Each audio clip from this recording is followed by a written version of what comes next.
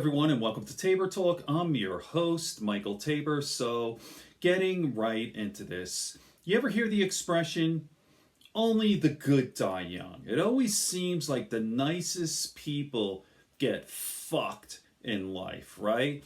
I mean, that's obviously a generalization. I was actually listening to a podcast with Will McCaskill. Has a great book called Effective Altruism. He gives all his money away, anything over $36,000, and he's a hugely successful man.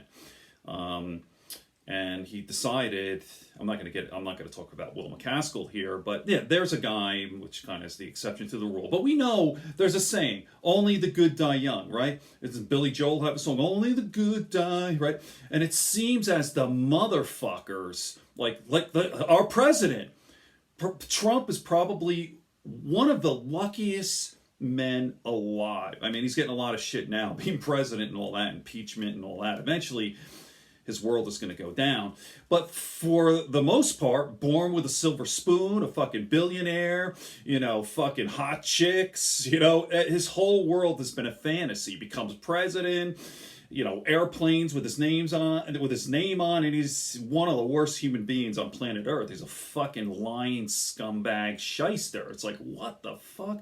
How could there be a God? And let's go back to fucking Nazis. The Nazis that escaped World War II and they went to South America and they became fucking drug dealing cartels. Like, you're a bad motherfucker. And it seems like they all lived to fucking 90. Right? Okay. So this is all anecdotal stuff, but you know what I mean. We all seen motherfuckers who live to fucking 90, right? And then you have beautiful human beings who die young, So I was talking to my wife, and I sort of came up with an analogy of, let's see, like, hey, we all eventually are going to lose in the end, right? We're all going to die, except everything dies except, in theory, viruses, right? Viruses. Cancer doesn't. In principle, cancer can live forever as long as it has a host, right? So the most abundant biological entity on planet Earth, viruses. Not even close. And what is a virus? Right?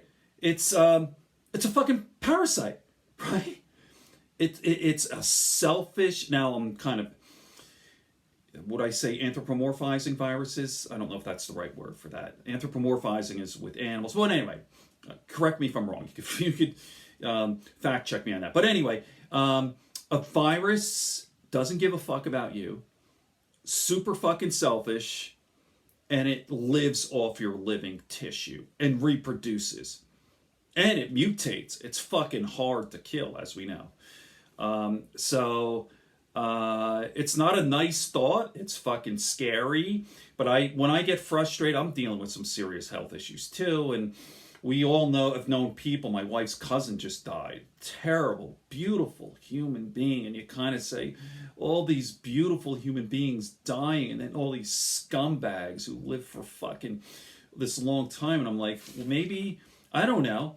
I've done many videos on God. Is there a God? And I actually, one very kind of interesting, insightful comment was like, how could there be a God when you have the whole idea is that life eats life? Look at the planet. Life, what kind of God would create a world where life eats life? Animals, predators, prey, we eat other, so it's fucking weird. And not to mention all the fucking natural disasters, blah, blah, blah, blah. But in principle, life eats life.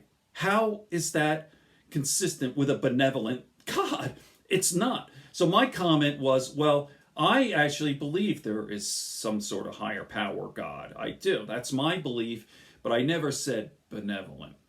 Now, that's kind of spooky and creepy and a hard pill to swallow. It's just, look at the world. Look at the fucking sick world. 9 million children die every year in the world before they reach the age of 5. In terror and agony.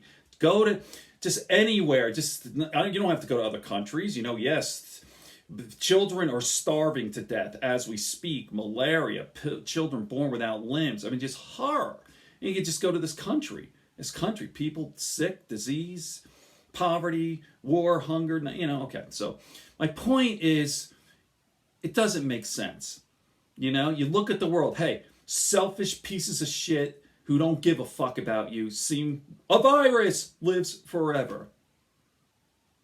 Let me just read this. I brought this up on Wikipedia. I said, do viruses, because I was a little unsure, do viruses die? I Googled this, and here it is. All right, here's the answer. I'll read it to you. Strictly speaking, viruses can't die for the simple reason that they aren't really alive. Okay, that's true. I mean, they have replicate. Well, let me finish. Although they contain genetic instructions in the form of DNA or the related molecule RNA, viruses can't thrive independently. Instead, they must invade a host organism and hijack its genetic instructions. Fucking Satan. Like our president. And another, if you want to make that analogy there. Okay. What do you think? Is the world evil? Is there a benevolent God? Or maybe there's an evil God, right? Okay. Good friends, good books, and a sleepy conscience. Peace, love, and understanding. It seems like only the good die young.